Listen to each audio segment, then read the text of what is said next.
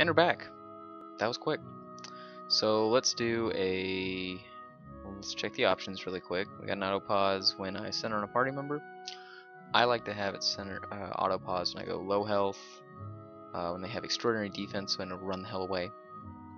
When a target is destroyed. Check the options really quick. We got an auto pause and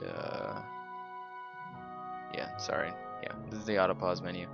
I like to have it pause when center on party member, low health, extraordinary defense, target destroyed, and hidden object found. I should know when they get attacked, I'm assuming, but let's do that anyways. With the game, I'm not going to have it on easy mode. I'm going to have it on Path of the Dam mode.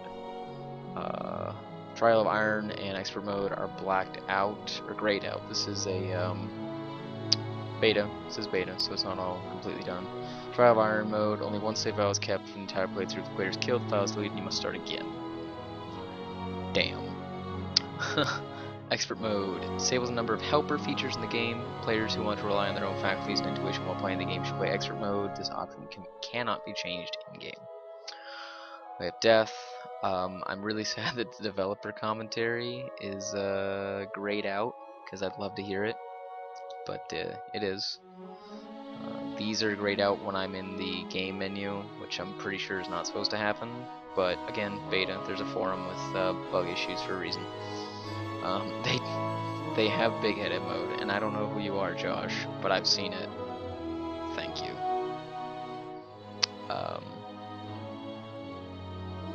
Alright, not really sure what the font ligatures does, so we're gonna leave it. When I go into sound and game, it does that, and graphics, but controls and auto pause are fine. Whatever. So that's the options. The graphics are set to default. They're not initial set up for every kind of platform yet. So we're just gonna start a new game. We want Path of the Dam mode. Path of the Dam difficulty, enemies receive 50% bonus to most stats, and encounters have many more enemies. This option cannot be changed in-game. Suited for Infinity Engine veterans who are looking for a challenge. Survival requires micromanagement optimization stats through items, spells, and abilities. I'll go hard since it's my first time. I want to know how the game works. So we'll hit accept. We'll do hard mode. Obsidian Entertainment presents really, really pretty hand-painted backgrounds and Pillars of Eternity.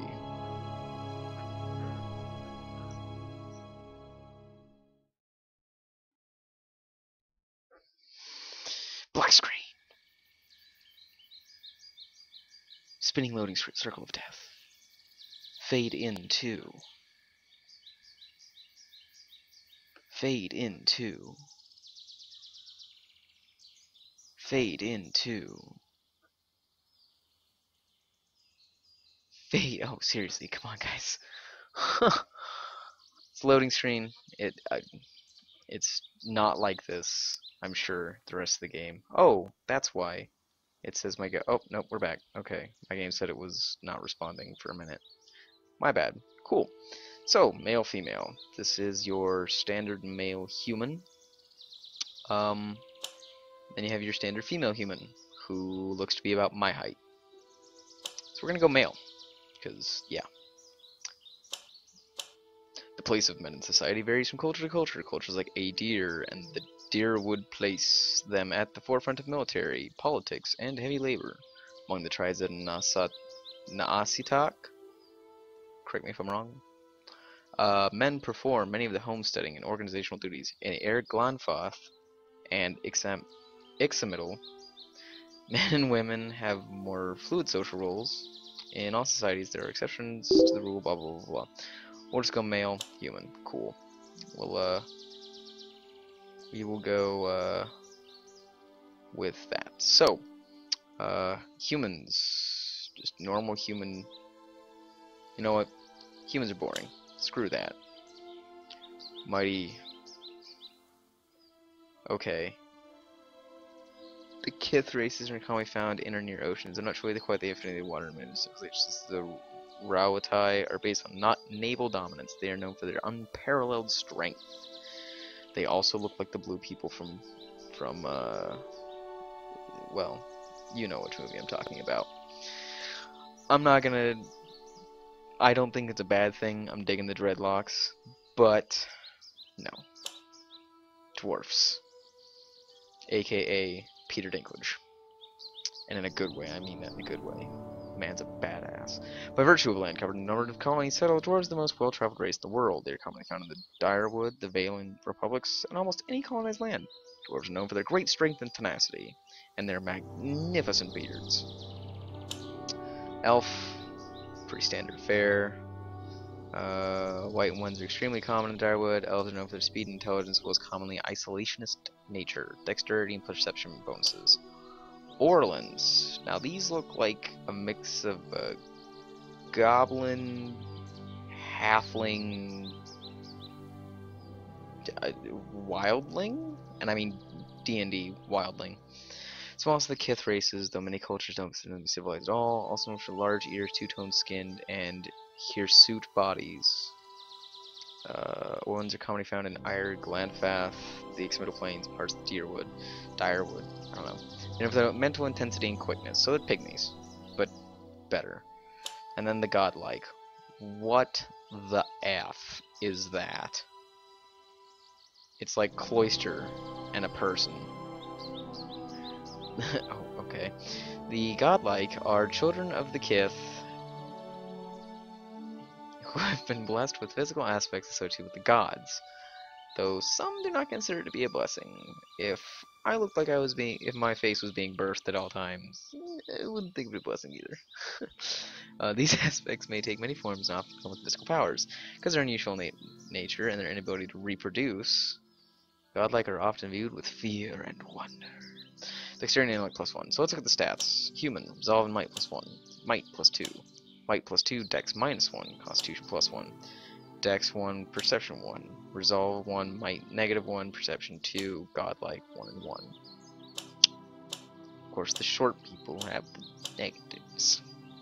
No, I'm just kidding. I'm thinking.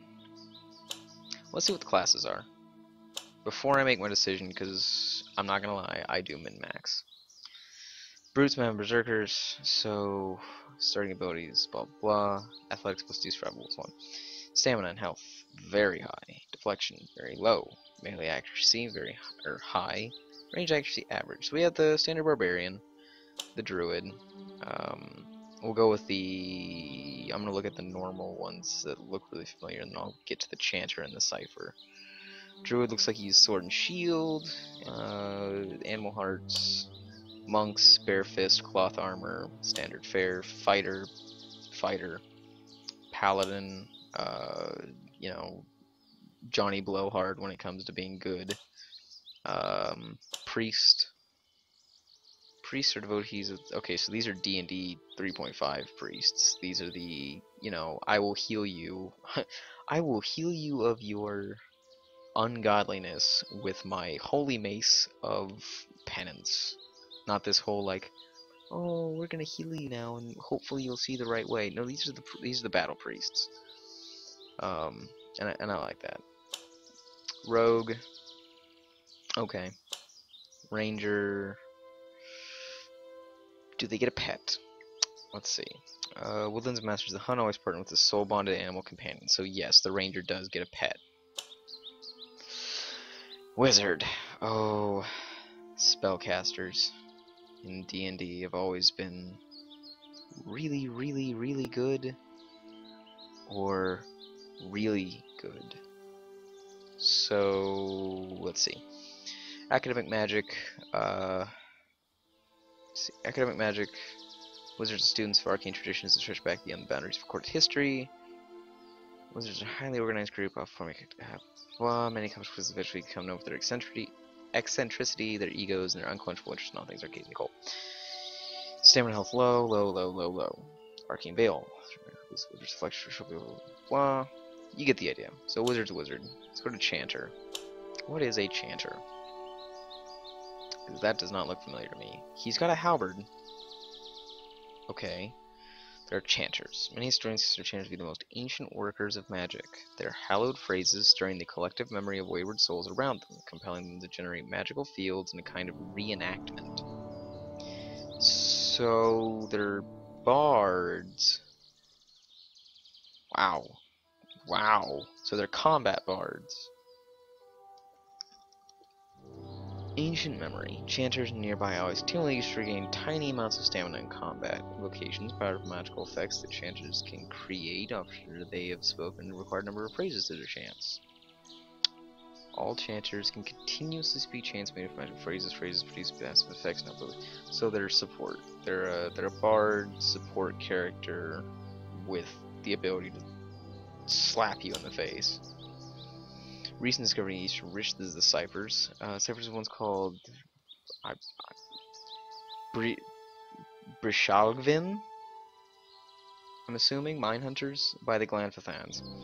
Ciphers have the ability to directly contact and manipulate another person's soul and psyche, using an ally's or enemy's essence as the focus for their magic. So, psionics. Okay, so low, average, high. So, yeah. Okay, this is familiar too. This is psionic, just different name. Ooh. Well, let's see. In a normal D&D campaign, I'd be playing the bard, because I love playing bards.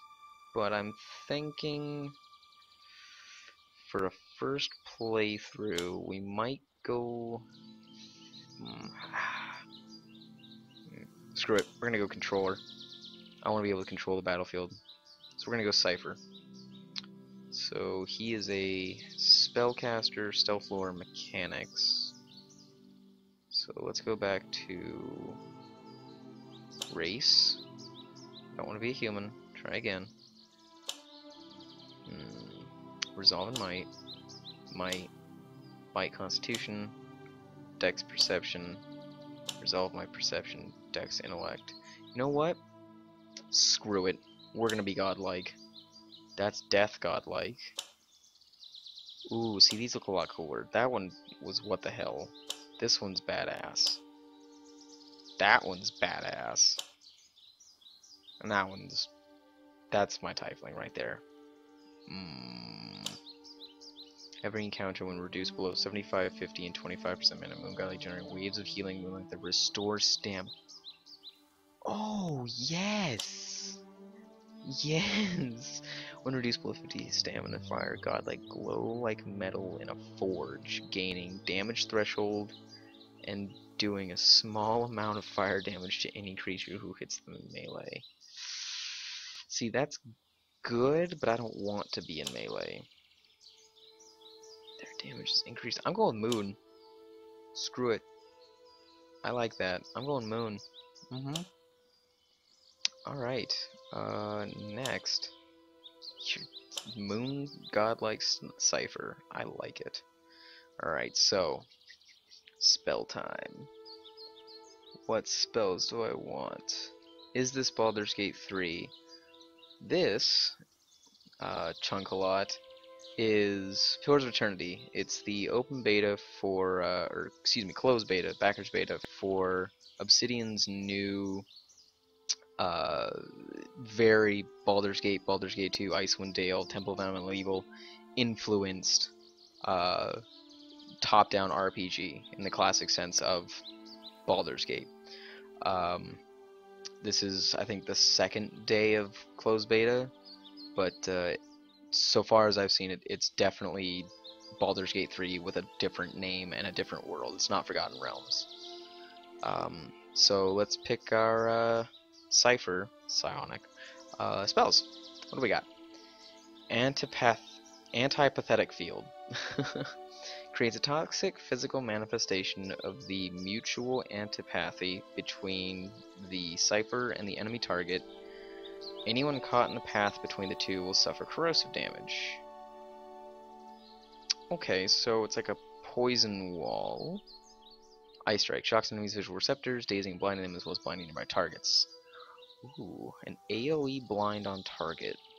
Sort centered on target. I like. Mind Wave. Target becomes the object of a concussive blast of psychic energy, suffering raw damage from the trauma. Characters in a conical area behind the target, failing a fortitude check, are knocked prone from the blast. Could work. I like that.